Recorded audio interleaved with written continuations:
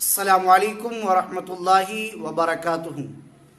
मोहतरम नाजरीन, मोहतरम सामईन, आप देख रहे हैं इस्लामिक मुआशरा यूट्यूब चैनल।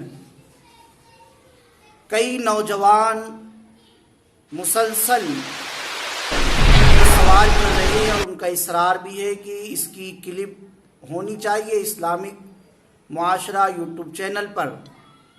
सवाल ये है कि बुरे ख्यालात और फ़ोन पर गुफ्तगू बीवी से करने से या कुछ अजीब व गरीब ख़यालात ज़हन में लाने से पेशाब की जगह से एक रुतूबत निकलती है, तो क्या है वो रुतूबत?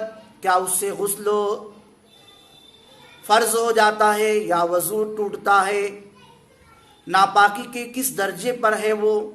इसके बारे में रहनुमाई हासिल करने के बारे में लोगों के सवालात आ रहे हैं। आइए इसकी तरफ चलते हम लोग, लेकिन इसका जवाब सुनने से पहले हमें दो चीज़ों में फ़र्क समझना होगा। एक होता है मनी, एक होता है मज़ी।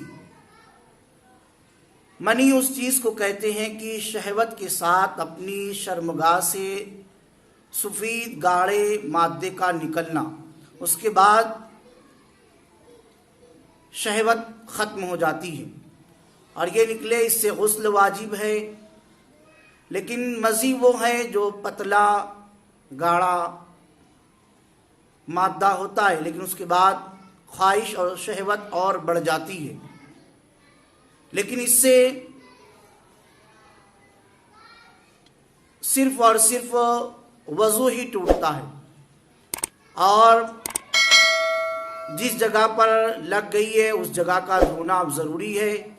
उसी हालत में नमाज पढ़ने का हुक्म नहीं दिया गया है। लिहाजा जो नौजवान फ़ोन पर गुफ्तगू करते हैं और उनके साथ ये मामलात हो जाते हैं, उन्हें चाहिए कि वो पहले तो फ़ोन पर गुफ्तगू ही ना करें, इसलिए कि शरीयत ने शादी से पहले फ़ोन पर भी गुफ्तगू की इजाज़त नहीं दी है।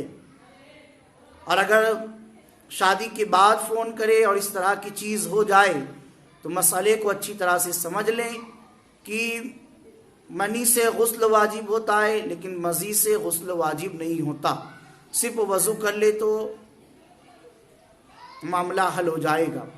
ये गुस्ल को तोड़ने वाली चीज़ नहीं है मज़ी।